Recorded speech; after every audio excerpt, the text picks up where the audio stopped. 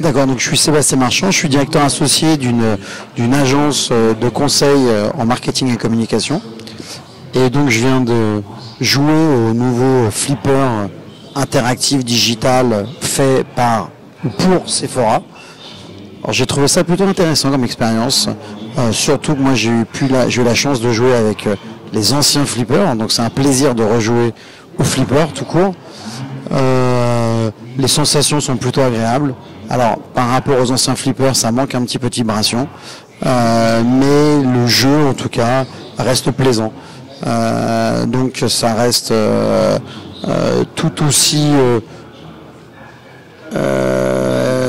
excitant, mais il me manque quand même 2-3 trucs. Il me manque la vibration et il me manque le cadran en face pour voir le cumul des points et pouvoir jouer à plusieurs. Ça vibre pas, ça tilte pas, et ça c'est un peu terrible. Donc il y a un bel effort, mais il y a encore pas mal de choses à revoir pour qu'on ait la véritable sensation et les mêmes impressions que le flipper original. Ils vont trouver ça très bien parce qu'ils n'ont pas connu l'ancien flipper. Mais si on leur offre toutes les mêmes fonctions ou les mêmes sensations que l'ancien flipper, ils vont préférer. Donc pourquoi se limiter alors qu'on pourrait très bien faire ce même type de flipper amélioré? Il suffirait de mettre sûrement quelque chose pour recréer de la vibration. Il y a plein de technologies qui pourront recréer les sensations du flipper.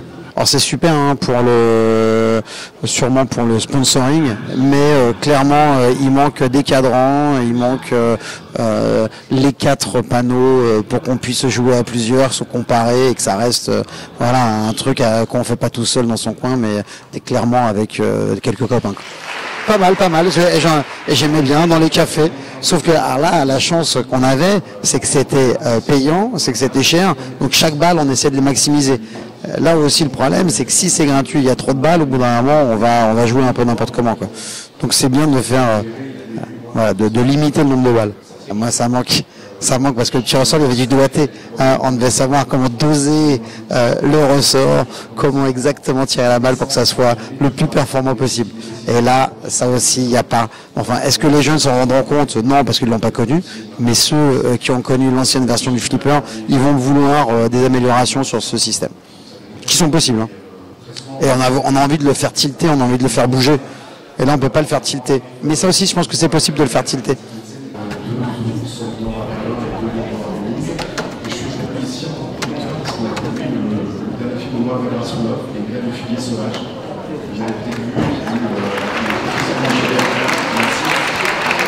Et en premier lieu, on a malheureusement pas mal de fait ici, il y a un petit message pour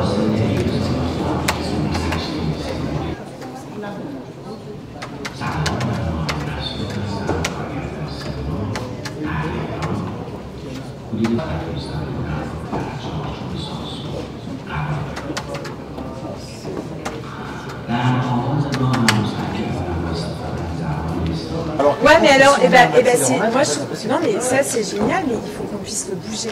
Ça sera encore plus vrai, juste ça. Non mais carrément. Je pense que techniquement c'est faisable. Et techniquement c'est faisable.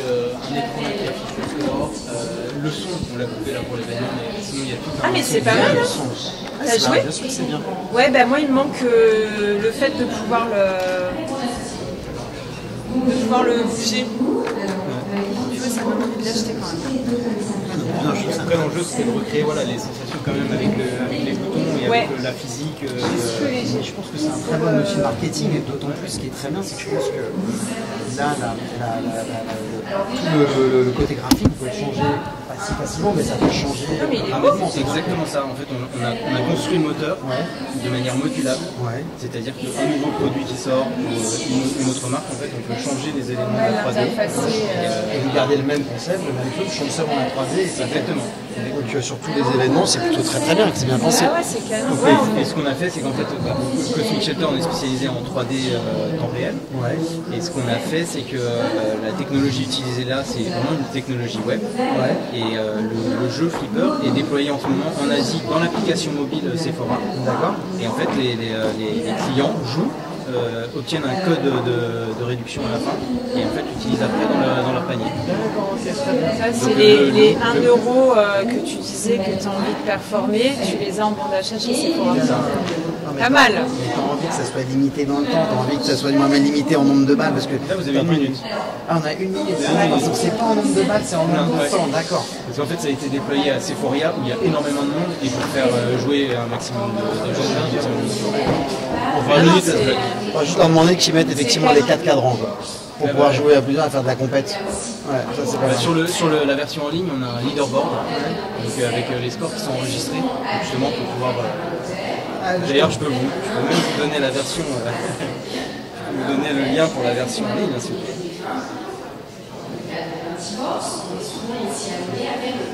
Ah, c'est excellent. Alors, on a une vraie utilisatrice de café, une femme de café, j'ai l'impression. Non, je suis. Là, vous voyez, on peut jouer sur mobile. Ma mère avait des bars, pour tout vous dire. Les grands-parents avaient des bars, donc le flipper et le baby. Il manque le baby. Ouais. Le bon zizi. Vous pouvez jouer sur mobile comme ça. Ah, canon. Ah ouais, mais ça vaut pas le meuble. Ouais, il y a le meuble. Ah, le meuble, il est canon. Il faut juste pouvoir le bouger. Là, tu maximises le nombre de personnes. Ah, je suis d'accord.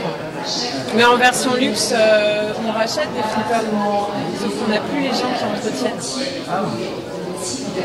Il y a une énorme communauté derrière. Nous, on s'est inspiré en fait, de plans du meuble fournis par la communauté. Pour justement respecter aussi les dimensions, l'ergonomie, etc. C'est fabriqué où? C'est un menuisier qui a fabriqué ça dans le nord de Paris. Ah, le nord de Paris. Tu vois, on va y arriver à Chantilly. Voilà, et à la fin, en fait, on a le leaderboard. Donc avec ah, mais c'est ça qu'il faut afficher là. Ouais, mais c'est bien affiché comme ça, mais pour les puristes ou en tout cas ceux qui ont joué au flipper, ils veulent avoir les 4. Ouais, mais tu peux t'adapter à ça. Tu l'as là avec si tu joues en ligne. Une nouvelle génération. Ouais, on est sur une nouvelle génération. Il faut évoluer. C'est là qu'il faut grandir. Tu vois, ça c'est plus sympa pour être dans une maison, une pièce. Ça peut être un beau, juste ce un bois. Sera au siège Sephora à partir de la semaine prochaine.